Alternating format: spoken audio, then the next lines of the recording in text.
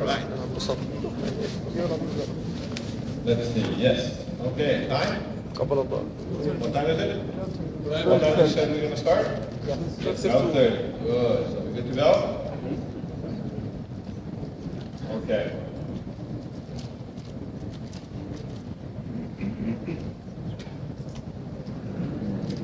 So we were talking about the New Brunswick Provisional Need Program, and we were talking about the skilled worker section, more specifically.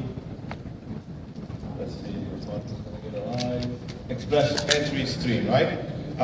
Some questions about the express entry stream that I've had, and maybe I will clarify it now, so when we go to questions and answers, it's going to be easier. In order for somebody to be nominated by New Brunswick, they're going to have an express entry profile with the federal government. Only then we will be able to put those 600 points in everybody's profile that has been nominated.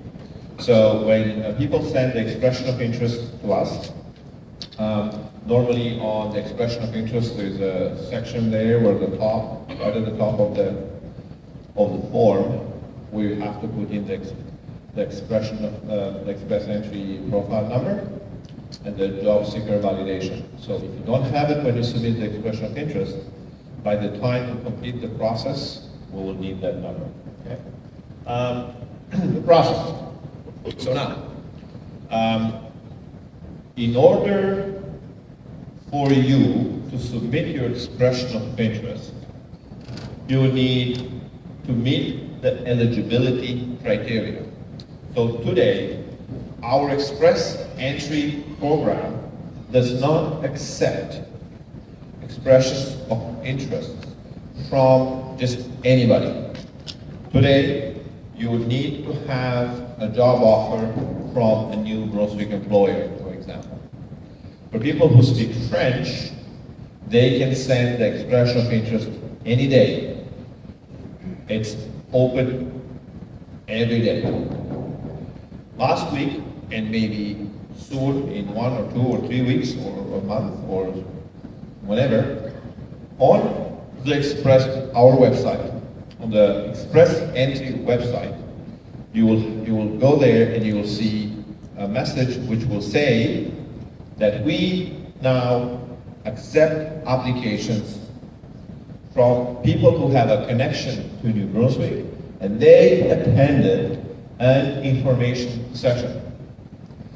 And then this means that potentially people who attended an information session like you, and underneath that message, it will be a list of NOCs, right? So let's say 2173. Anybody here has 2173? Right, so that's your case. So you see that now we accept applications from people who attended an information session. Then you see that the NOC is listed there.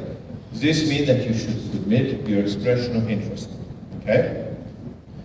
There's, of course, the rest of the eligibility criteria, right? The points, the language, etc., etc., etc. So now, you're eligible, you submit your expression of interest. When you submit your expression of interest, you should follow the instructions we provide on our website. There is a step-by-step, there's a guide. We tell you what to put in the subject title of the email. We tell you what documents to send. In this case, for example, we don't need to see your IELTS results. We don't need to see your education credential assessment. When you submit your expression of interest, the first time there when you submit it, you only need to send your expression of interest. The only other document you should attach, potentially, would be your resume. Make sure it's not very big. And don't put inside the resume copies of any other documents because the file is going to get big. Okay? Makes sense, right? So follow the instructions, you send an email, you attach the expression of interest. If you cannot save the PDF document and put all the information in, you print it, and then you scan it or take pictures, make sure it's very, very clear. It's very important to make sure that because we need to print that document. So if it's not very well, yeah, it's going to be very difficult for us to make sense of what's inside, right? Make sure it's not proper. Do it the right way. So, you submit your expression of interest, you meet the criteria. The way we do it, and I want to clarify this so you don't have too many questions. Once we open the expression of interest to accept them, we will list all the expression of interest we receive on Excel table. We'll put everything and we'll rank them based on the score. We'll also look at the language results to see if people that speak English very well is going to be easier. Then we'll look at the knocks that we receive as well, right, in that table. And then we'll decide from that list, based on the ranking, if we open it up and we receive, let's say 100 expressions of interest, then from that we decide to invite 50, okay, or 100 maybe. Usually, when we invite 100, it's very important to have everything ready, because we usually give 45 days, maximum 60 days. So your invitation will have inside the message there, how many days do you have to submit everything to us? Your work experience, documents, blah, blah, blah, blah, blah, right? This would be your invitation to apply. This would be the application being assessed. So you send everything to us. The application to us is sent in paper. With the federal government, when you get to them, you can put the documents online, upload them. And us, everything has to be done in paper. And on our website, we have a document checklist that will show all the documents, forms required, and for each one of them, we have a mention about, do you need to send an original? Do you need a copy? Do you need a legalized copy? Do you need information for your spouse? And for every one, in the checklist, you will see who needs to complete this form. Principal applicant, spouse, and every member of the family over the age of 18. So checklist should be your main document. The guide should be your first reading. No TV or video or kids around you. Have a nice tea or a cup of coffee. Take half an hour or 1 hour and read this, because it's going to help you. The time you invest in preparing your file is very good, because when we receive your file, people ask, well, how much time does it take for my application to be processed? Well, if everybody would have their file done perfectly, the processing time will go down. But when we have to go back to you and say, by the way, this is a list from here, this, of things that are wrong in your application. You forgot to sign this, or you forgot to. So it's important to make sure, the way I suggest you do it is like this. If you have a friend or your partner in your family, and you complete the forms, have your friend or your partner do a checking. Because you have a fresh eye. You think, oh no, I'm done, I did everything. And then you have somebody else go through it, and it's like, oh, look at this, you forgot to put the date on this document. So you do the dishes tonight. Okay? Those are little tips. Also, when you actually prepare your file, and you put in a section, for example, for education documents, and another section is going to be for work experience, make sure from section to section, you put something to separate, to say, next 3-4 documents would be my education experience. And do like, so now the officer says he's going to open the file, he's going to have the checklist in front of us. That's how we do it. We open the file and we look at the checklist, we see what's in front of us. Oh, it's a form, we know what that form is. Now we go to supporting documents. Oh, look, this is a message from me. Oh, what's this message saying? Identity and civil status documents. Oh, so I know what to expect. I'm looking for a birth certificate, for a marriage certificate, right? The next one, oh, I see here, education documents. Oh, great, so I should see diplomas and education credential assessments, right? Make sense? Okay. So, this is how we assess our application, then we make a decision, and our decision, if it's positive, if it's good, then We will provide you, of course, with a letter to tell you that you have been nominated, and then we will put the points, the 600 points, directly in the federal government system. This is why we need that express entry profile from you. Right? Otherwise, we cannot give you the 600 points. We don't carry the points with us. You say, okay, knock at the door, we got you the points.